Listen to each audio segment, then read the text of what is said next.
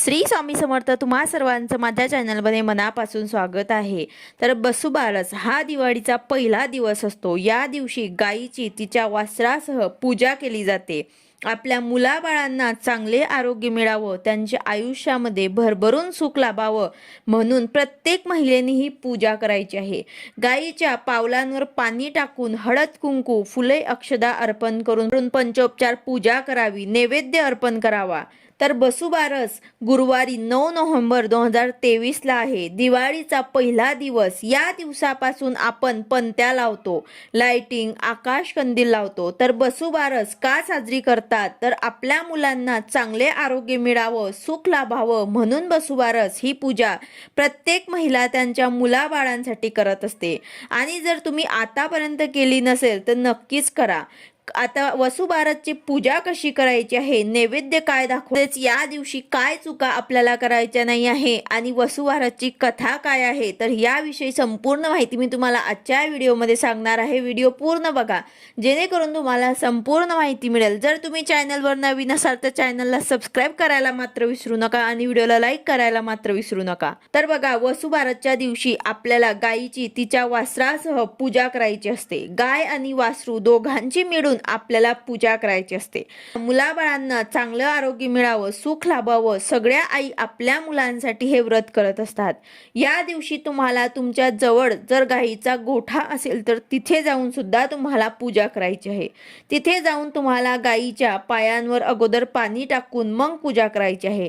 तसेच घरी सुद्धा आपल्याला गाय वासराची पूजा मांडणी करायची आहे. तर पूजा तुम्ही तुमच्या देवघरात सुद्धा मांडू शकतात. फक्त तुम्ही गाय वासराची जे मूर्ती असते तिची सुद्धा पूजा करू शकतात, किंवा मग तुम्ही वेगळी मांडणी मांडून गणपती बाप्पांची तसेच बाळकृष्णांची सुद्धा तुम्ही मूर्ती ठेवून अभिषेक करून त्यांची सुद्धा पूजा करू शकतात. अशा प्रकारे तुम्हाला एकदम साध्या आणि सोप्या पद्धतीने मांडणी करायची आहे. आता ती मूर्ती कुठलीही तुम्ही घेऊ शकतात. पितळाची घ्या, मातीची घ्या किंवा मग चांदीची घ्या.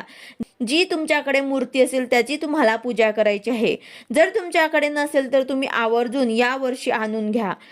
आपल्या देवघरामध्ये गाय वासराची मूर्ती असणं हे खूप महत्त्वाचं असते, कारण आपल्याकडनं रोज गाय माताची पूजा केली जाणार नाही. यासाठीच आपल्याला अशी मूर्ती आपल्या देवघरामध्ये ठेवायची आहे, आपल्या देवघरामध्ये त्याची स्थापना करायची आहे.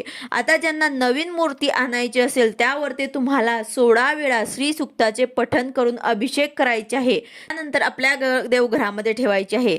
तर आपल्या देवघरामध्ये गाय माताची, गाय आणि वासरू अशी मूर्ती जर तुम्ही नवीन असाल तर त्यावरती तुम्हाला अभिषेक करायचा आहे. आपल्या घरामध्ये तिची स्थापना करायची आहे. त्यानंतर वसुबारसच्या दिवशी तुम्हाला या मूर्तीची पूजा करायची आहे.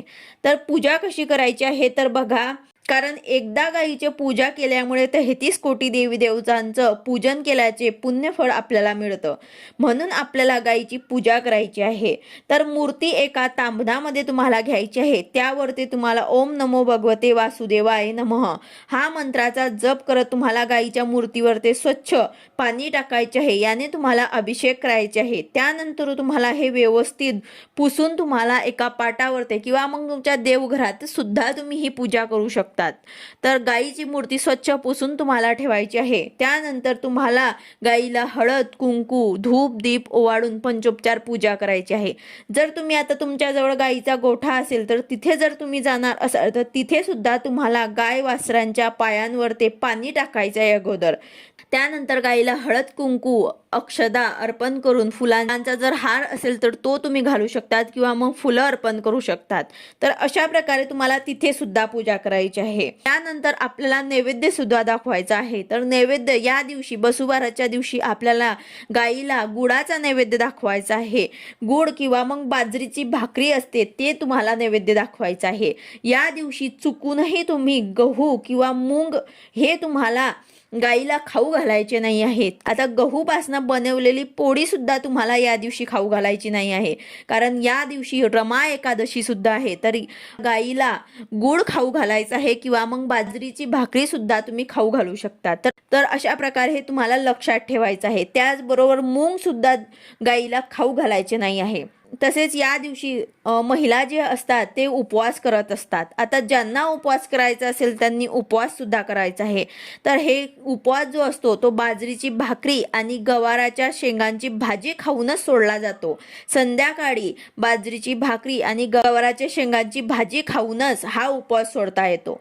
आणि या दिवशी दुधाचे पदार्थ, तळलेले पदार्थ जे आहेत ते सुद्धा खात नाही. म्हणजे शक्यतो गायीपासून जे पदार्थ मिळतात, पनीर, दूध, तूप या गोष्टी ज्या आहेत ते आपल्याला या दिवशी खायच्या नाही आहे.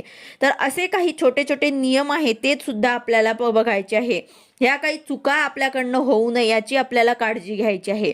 या दिवशी तुम्हाला उपवास करायचा आहे. सगळ्या महिलांनी उपवास आवर्जून करायचा आहे.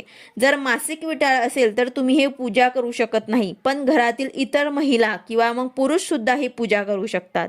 आपल्या मुलाबाळांसाठी आपण ही पूजा करतोय, तर पुरुषांनी सुद्धा केली तरी सुद्धा चालेल. आईच्या प्रती कृतज्ञता व्यक्त करण्याचा हा दिवस असतो. आपल्या मुलांसाठी त्यांच्या आयुष्यामध्ये खूप प्रगती करावी, खूप पुढे जावं म्हणून ही आपल्याला पूजा करायची आहे. तर अशा प्रकारे तुम्हाला अगदी सोप्या पद्धतीने पूजा करायची आहे. ही पूजा तुम्ही सकाळी करू शकतात किंवा संध्याकाळी सुद्धा करू शकतात. आता याचबरोबर गायीचे महत्त्व काय आहे तर बघा, प्राचीन काळापासूनच हिंदू लोक गायीला पवित्र मानत आले आहे. गायीच्या ठिकाणी 33 कोटी देव असतात असे मानले जाते. गायीची प्राचीन काळापासूनच तिची पूजा करण्याची प्रथा पडली आहे. गायीच्या थोरवीमुळेच राजा दिलीप आणि भगवान श्रीकृष्ण यांनी गोसेवा केली. श्रीकृष्णाने तर स्वतःला गोपाल म्हणून घेतले. ज्यांच्या घरी गाय तेथे विठ्ठलाचे पाय असे संत तुकाराम महाराजांनी म्हटले आहे. पंचगव्य सुद्धा गायीपासून तयार केलेलं आहे. पंच म्हणजे 5 गव्य म्हणजेच गाय. पंचगव्य म्हणजेच गायीपासून मिळणाऱ्या 5 वस्तू. त्यात गायीचे दूध, दही, तूप, शेण, गोमूत्र हे मिळूनच पंचगव्य बनवले जातं. पंचगव्याने आंघोळ करणं खूप महत्वाचं आहे. तसेच घरात लक्ष्मीचे आगमन व्हावे या हेतूने या दिवशी सवत्स धेनूची पूजा करतात. वसू म्हणजे द्रव्य, त्यासाठीच असलेले बारस म्हणजे द्वादशी. पुष्कळ ठिकाणी स्त्रिया या दिवशी उपवास करतात. ज्यांच्याकडे घरी गुरे आहेत त्यांच्याकडे या दिवशी पुरणाचा नैवेद्य स्वयंपाक करतात. या दिवशी गहू व मूग खाऊ नये. स्त्रिया बाजरीची भाकरी व गवाराच्या शेंगांची भाजी यावर उपवास सोडतात. या दिवसापासून पंत्या लावायला सुरुवात करतात. तसेच या दिवसाची कथा काय सांगितलेली आहे तर बघा, एक नगर होते. तिथे एक वृद्ध महिला राहत होती. तिला एक सून होती. घरी गाई गुरे होती, म्हशी होत्या, गवाडे मुंगाडे नामक वासरे होती. अश्विन मास आला. पहिल्या द्वादशीच्या दिवशी वृद्ध महिला सकाळी उठली. शेतावर जाताना सुनेला हाक मारली, मुली इकडे ये. सून आली काय म्हणून म्हणाली तशी वृद्ध महिला म्हणाली, गव्हाळे मुंगाडे शिजून ठेव असे सांगितले आणि आपण शेतावर निघून गेली. सून गोठ्यात गेली. गव्हाळी मुंगाडी वासरे उड्या मारित होती. त्यांना ठार मारली, चिरली, शिजवून ठेवून सासूंची वाट पाहत बसली. दुपार झाली तशी सासू घरी आली. सुनेने पान वाढले. सासूने पाहिले तर तांबडे मांस दृष्टीत पडले. तिने हे काय म्हणून सुनेला विचारले.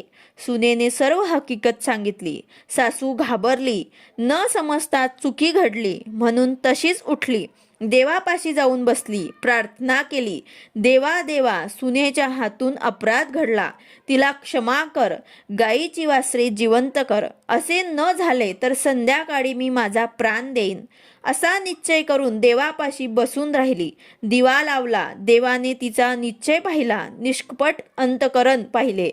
नंतर संध्याकाळी गायी आल्या व हंबरडा फोडू लागल्या. तशी देवास चिंता पडली. हिचा निश्चय धडणार नाही असे देवास वाटले. मग देवाने गायीची वासरे जिवंत केली. ती उड्या मारीत मारीत गायीजवळ गेली. गायीचे हंबरणे बंद झाले. वृद्ध महिलेला आनंद झाला. सुनेला आनंद झाला. नंतर वृद्धेने गायी गोरांची पूजा केली. स्वयंपाक करून नैवेद्य दाखवला. अशा गोमातेचं पूजन तिच्या वासरासह या दिवशी करायचे असतं. या दिवशी दूध आणि दुधापासून बनवलेले पदार्थ जे असतात ते आपल्याला खायचे नसतात. कामधेनूचे रूप आपल्या घरच्या गायीत पाहून तिची पूजा करायची व श्लोक म्हणायचा असतो. तर श्लोक असा आहे, शिरोदार्ण वसंभूते सुरासुर नमस्कृते सर्व देवमये मातृगृहानार्घ्य नमोस्तुते. तर या मंत्राचा अर्थ असा आहे की क्षीरसागरातून जन्मलेला सूर असुरांना वंदनीय ठरलेला, जिच्या शरीरात सर्व देवता आहेत, हे माते, हा आमचा पूजनाचा अर्घ घे, तुला नमस्कार असो. तर अशा प्रकारे आपल्याला जर आपल्या घरी गाई गुरे असतील तर त्यांची आपल्याला पूजा करायची आहे आणि त्यांना नैवेद्य दाखवायचा आहे. वसुबारसच्या दिवशी जर तुम्हाला गाईच्या गोठ्यात जाणं शक्य असेल तर आवर्जून तिथे जाऊन तुम्हाला पूजा करायची आहे आणि आपल्या घरी सुद्धा पूजा करायची आहे. अगदी सोप्या आणि साध्या पद्धतीने आपल्याला गाई वासराची पूजा करायची आहे. व्हिडिओ आवडला असेल तर लाईक करा, शेअर करा, सबस्क्राईब करा. भेटूया अशाच नवीन व्हिडिओ सोबत. श्री स्वामी समर्थ.